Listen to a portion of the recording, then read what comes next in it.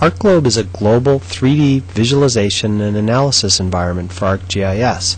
It's provided through the 3D Analyst extension for ArcGIS. So let's go ahead and take a look at some of the things that you can do using ArcGlobe. ArcGlobe allows us to see the world in many different ways. We can interact with a three-dimensional globe. We can then choose what base layers of imagery we want to display on top of our globe. For example, I can turn on and display the world with clouds, or I can display the world looking at the differences in ice with and without the ice, or I can look at the world at night. These are all different base level images that we can choose to display on top of our globe.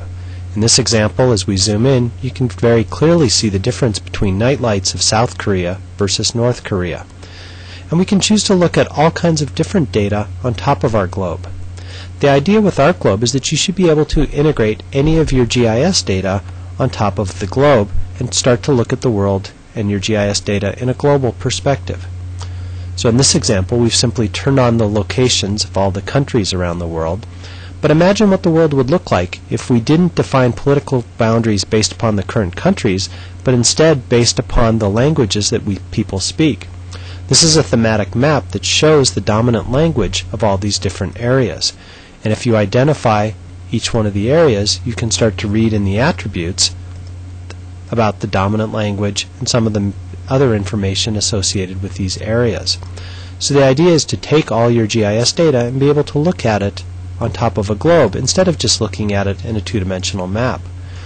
If you come over here to Indonesia, it's interesting to look at the proliferation of different languages, and then you can start to make some analyses or conclusions and start to compare this kind of information against other factors such as political instability and other things that may be important to your organization if you are starting to look at some of these different and interesting areas. If you want to look at data beyond just land-based information, for example, you want to look at the oceans, we can take our globe and we can start to display thematic data over the oceans. For example, coral reef hotspots around the world, or from general dynamics, the economic zones and fishing zones of the countries, or the shipping lanes, and how product moves from one port to another. So these are all examples of taking different types of geographic data, of GIS data, and being able to visually represent this on top of a globe, in addition to being able to look at it in a two-dimensional map, as many of us are familiar with.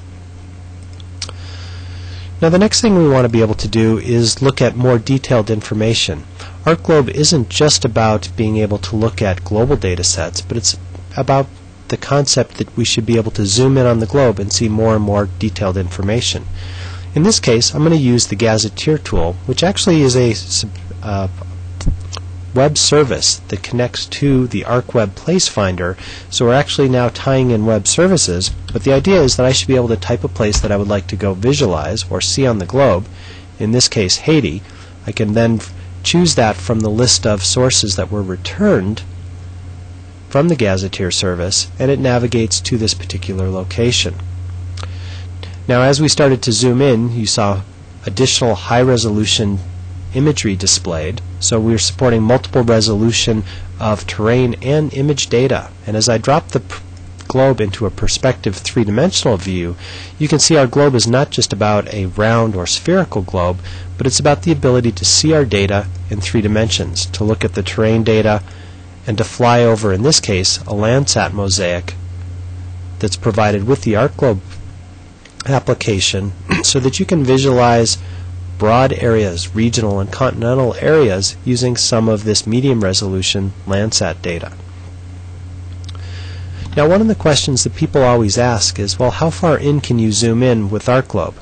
The answer to the question is really up to you. It's how much data do you want to add into the application. We've provided this 150-meter Landsat mosaic for the entire world, but then you can easily add high-resolution footprints or high-resolution data sets for the areas that are of interest to you. In this case, we're going to zoom into Port-au-Prince, Haiti, and you can see the footprint of a Digital Globe QuickBird satellite scene. This is the highest resolution commercial satellite imagery that's available. And as we zoom in, you can see higher and higher level detail until we're looking at the National Palace in white and the police headquarters in blue. Or if we pan the map to the west, northwest, we can move out towards the coast until we find the U.S. Embassy. So these are examples of how we use multiple resolution data and the seamless nature for navigation that ArcGlobe employs, so that you can seamlessly zoom in, zoom out, and pan through these various resolution data sets. You can navigate to other interesting parts of the world and start to explore interesting concepts geographically as well. For example, if we zoom into this area in Colombia, as we zoom in, we'll see another high-resolution QuickBird scene.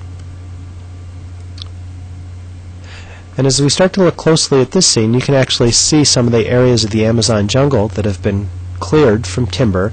They use a slash and burn technique. So you can actually see those cleared out areas. As we zoom in further, the image will transition to a panchromatic 61 centimeter resolution scene.